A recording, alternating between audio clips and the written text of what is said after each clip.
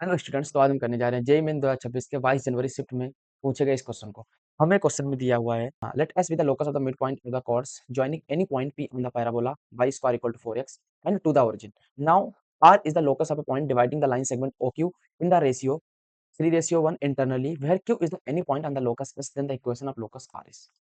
तो हमें क्या दिया हुआ है कि S is the locus of the midpoint of the chord joining the any point P on the parabola। हमें पैराबोला दिया है y square equal to 4x।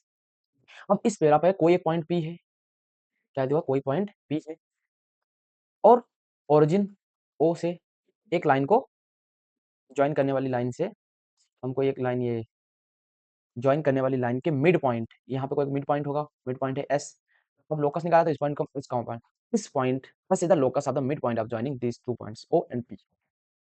तो अगर हम P के अगर पॉइंट माने तो हम जानते हैं कि पैराबोला के parametric y square equal to 4x के पैरामेट्रिक कोऑर्डिनेट्स क्या होते हैं, AT स्क्वायर, 2AT। तो यहाँ पर ए क्या है, तो हम कंपेयर करेंगे तो हमें इक्वेशन दी हुई है, हमें इक्वेशन दी है कि Y square equal to 4x। तो यहाँ से 4a कंपेयर करेंगे तो 4 इक्वल टू 4 मतलब a की वैल्यू 1 आ गई, हमें a इक्वल टू 1 दिया हुआ है। इस p पॉइंट के हम कोऑर्डिनेट्स मान लेंगे, ए टी स्क्वायर होता है, ए टी स्क्वायर तो a तो 1 हो गया, टी स्क्वायर कामा 2at मतलब 2t। अब o ओरिजिन तो 0 0 है, h कोऑर्डिनेट क्या होगा, h क्या है, मिड पॉइंट है, तो मिड पॉइंट थ्योरम से h की वैल्यू क्या हो जाएगी, 0 plus T square by 2 and के की वैल्यू क्या हो जाएगी 2t plus y1 plus y2 तो यहाँ से h की वैल्यू आ गई t स्क्वायर बाई 2, यहाँ से k की वैल्यू आ गई t। ए टी की वैल्यू यहाँ डाल देते तो h स्क्वायर बराबर t की वैल्यू क्या k स्क्वायर, तो y square equal to x। तो हमें अगला पैराबोला क्या मिल गया, y स्क्वायर इक्वल टू, हाँ h स्क्वायर बाई 2 था, तो y square equal to k square equal to t की वैल्यू k डाल दिया तो k square by k square equal to 2h। तो बेसिकली हमें क्या मिल गया, k square equal to 2h is the parabola. हाँ, k square equal to 2h। तो अब हम क्या करेंगे, हमें मिला के स्क्वायर इक्वल टू 2h, तो के को हम y से रिप्लेस करते हैं और h को k से रिप्लेस कर देते हैं बाद में, तो y square equal to 2x। तो जो मिड पॉइंट होगा वो पैराबोला पे, वो भी पैराबोला पे ही चलेगा, मतलब ऐसा लोकस होगा वो पॉइंट, वो पैराबोला पे ही चलेगा। मान लो y square equal to 2x, ऐसे कोई पॉइंट होगा, ऐसे ऐसे ऐसे ऐसे ऐसे ऐसे ऐसे ऐसे ऐसे एक दूसरा पैराबोला हम लिखा y square equal to 2x। कि जो हमारे पास R है, R is the locus of A point dividing the line segment OQ in the ratio 3:1 internally. क्यों क्या है, क्यों is any point of the locus है, मतलब जो हमने लोकस निकाला अभी, हमने y square equal to 2x जो लोकस हमें मिला, ये जो लोकस मिला हमें y square equal to 2x, उस पर कोई एक पॉइंट Q है और ओरिजिन पे O, उन दोनों पॉइंट पर एक पॉइंट R है, ऐसा है कि वो 3:1 कितना 3:1 में इसको इंटरनली डिवाइड करता है। अगर हम इसको ऐसे लाइन पे बनाएं तो एक पॉइंट Q है, एक पॉइंट O है और एक पॉइंट R है, इस पॉइंट को इंटरनली 3:1 में डिवाइड कर रहा है। तो हमें R का लोकस की इक्वेशन बतानी है कि वो लोकस होगा क्या।